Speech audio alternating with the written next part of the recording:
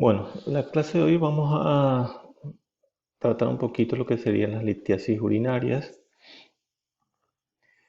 Vamos a ver qué corresponde a la presencia de concreciones o masas minerales y de una matriz orgánica a nivel de las vías urinarias. Es un trastorno metabólico complejo, multifactorial, donde el producto final es la formación de un cálculo que puede producir posteriormente obstrucción a nivel de las vías urinarias. Vamos a ver que, de acuerdo a la epidemiología, es muy frecuente ver esas zonas geográficas con mucho calor y donde existe mayor deshidratación. De acuerdo a la raza, es mucho más frecuente en la raza blanca con respecto a las otras razas. Algunos cálculos tienen una carga hereditaria.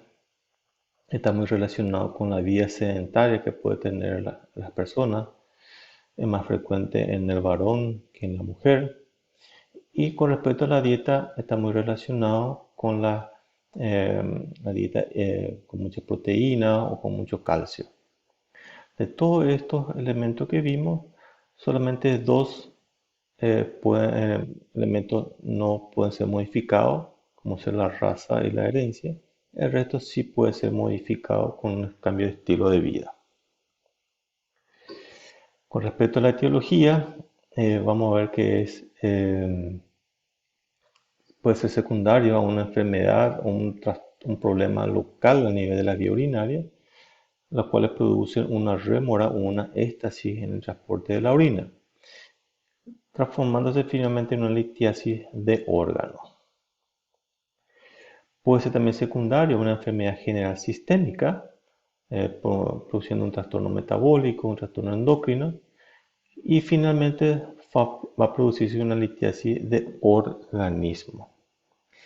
Algunos pacientes pueden tener una litiasis de órgano, es decir, tener un problema a nivel del aparato urinario, y puede tener una litiasis de organismo, es decir, un trastorno metabólico, por ejemplo.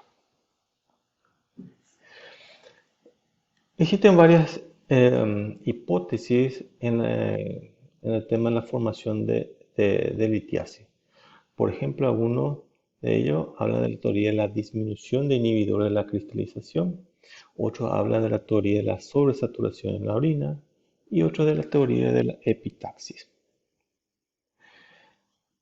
En el mecanismo de la litogénesis tenemos que hablar de la solubilidad y de la precipitación.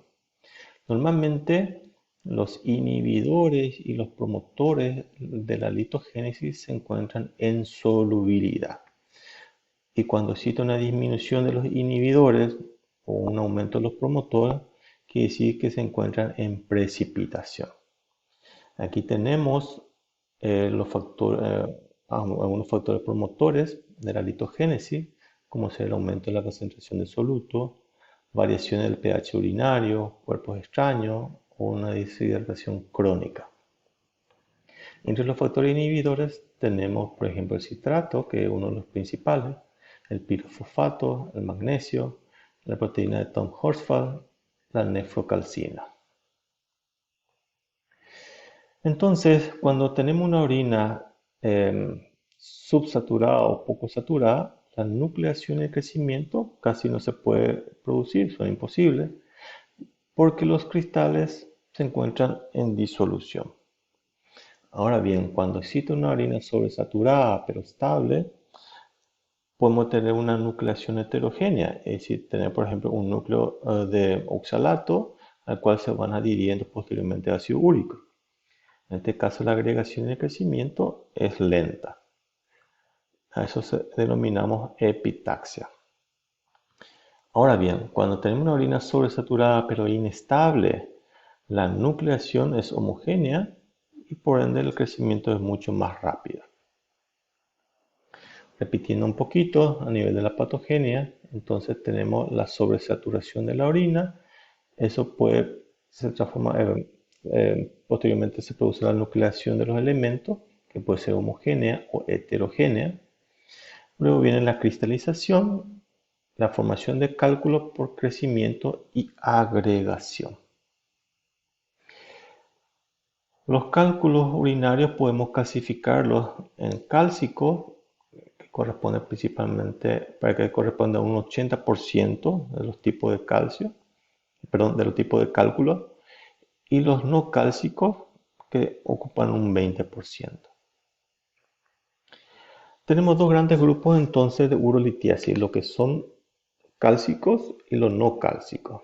Primeramente vamos a hablar de los cálcicos, en donde esa patogénesis se puede ver a una hipercalciuria, por ejemplo, que puede ser absortiva, donde generalmente los calcios se absorben a nivel intestinal. Entonces, al haber un aumento de la absorción intestinal, hay mayor excreción a nivel de la vía urinaria y por ende entonces se produce una hipercalciuria. Tenemos tres tipos de hipercalciuria absortiva. La tipo 1 no está relacionado con el calcio, con la dieta de calcio. Generalmente entonces se produce un mayor aumento de la absorción intestinal, por ende mayor filtrado glomerular. La tipo 2 sí está relacionado con la dieta de calcio, entonces al haber mayor ingesta de calcio puede haber mayor hipercalciuria. Y la tipo 3 está relacionado con el fósforo sérico. Al haber una disminución del fósforo sérico, hay mayor síntesis de vitamina D y eso produce mayor excreción renal de calcio. La reabsortiva está relacionada a la función de la aparato-hormona. Esta aparato-hormona puede estar aumentada por una adenoma, entonces tenemos una hipercalcemia primaria en este caso. La hipercalciuria renal o excretora, al haber una mayor eliminación de calcio por el riñón, va a producirse una disminución del calcio sérico, se activa la aparato-hormona, hay mayor síntesis de vitamina D y entonces hay mayor absorción intestinal, mayor filtrado glomerular del calcio y por ende una hipercalciuria. Luego tenemos la hiperoxaluria, que puede ser causa primaria, un déficit enzimático, y la secundaria, que se deben principalmente a una mala absorción intestinal. Por ejemplo, se puede ver a una enfermedad inflamatoria, enfermedad de Crohn, una colitis ulcerosa, o cuando hay resecciones intestinales, por ejemplo, una colectomía, por ejemplo, o por una intoxicación con el etilenglicol. Todo eso lo que produce es que el oxalato dentro de la luz intestinal no se fija al calcio. Entonces hay mayor cantidad de oxalato en la luz y mayor excreción urinaria. Luego tenemos la hipocitraturia. Entonces al disminuir el citrato, que es un inhibidor de la litogénesis, se produce mayor cristalización de los oxalatos y de los fosfatos de calcio. ¿En qué caso tenemos la hipocitraturia? Cuando tenemos una dieta de alto contenido de proteínas animales, por ejemplo, mayor consumo de carne roja y mayor consumo de sal. Estos dos elementos se ven principalmente en nuestro medio. Otra causa de hipocitraturia puede ser un síndrome diarreico crónico o aquellos pacientes que utilizan tiazida, que es un diurético, entonces puede producir una hipocitraturia por ese motivo. Luego tenemos el grupo de las urolitiasis no cálcicas, que puede ser por ejemplo el ácido úrico, una uricosuria. Entre ellas tenemos las idiopáticas, en donde el ácido úrico a nivel de la sangre está normal. Acá el problema es el pH urinario, que es persistentemente ácido. Luego tenemos aquellas que sí están asociadas a nivel de ácido úrico elevado en la sangre. Por ejemplo, las gotas, los problemas metabólicos congénitos o las enfermedades mieloproliferativas. Luego tenemos aquellos casos en que se produce una pérdida excesiva de agua, por ejemplo, los procesos inflamatorios intestinales, una ileitis, una colitis. Y otras causas, por ejemplo, pueden ser aquellos pacientes que utilizan fármacos uricosúricos, por ejemplo, salicilatos, la tiazida, que aumentan entonces la excreción de ácido úrico por la orina. o aquellos pacientes que tienen una dieta muy rica en proteínas de origen animal. Luego tenemos los déficits, las causas hereditarias, por ejemplo, la cistinuria, en donde es un problema autosómico recesivo, en donde el problema está a nivel de la cistina. Otra causa hereditaria es la santinuria, que puede ser de causa congénita, donde existe un déficit de la enzima santina oxidasa. También se puede producir por una causa adquirida, cuando el paciente está consumiendo alopurinol, es decir, se está tratando por ejemplo, de una gota o un ácido úrico elevado a nivel sanguíneo. Y luego tenemos los cálculos de Struvita, llamados también cálculos infecciosos o cálculos coraliformes.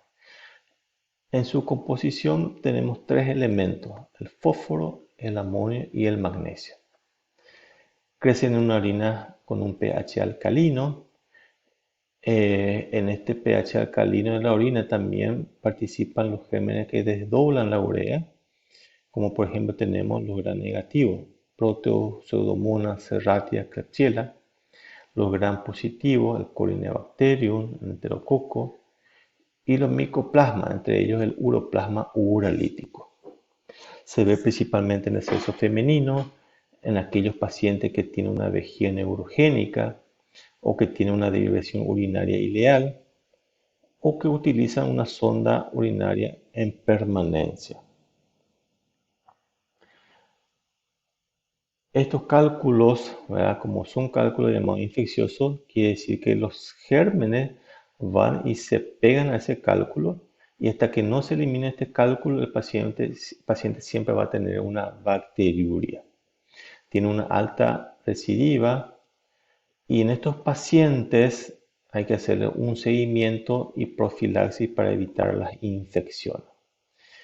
En este cuadro vamos a ver cuáles son todos los gérmenes que pueden producir este tipo de cálculo, y vamos a ver que la Escherichia coli no participa en la formación de este tipo de cálculo. Aquí tenemos todas las formas que pueden tener, las estructuras que pueden tener los cálculos a nivel urinario. Y en este cuadro tenemos un resumen de lo que serían los tipos de cálculos, los cálcicos y los no cálcicos. Los cálcicos, cuáles serían sus factores de riesgo, y principalmente que son radioopacos, es decir, pueden ser vistos a la radiografía. En cambio, los no cálcicos, como no tienen calcio en su composición, la mayoría no pueden ser vistas con la radiografía simple.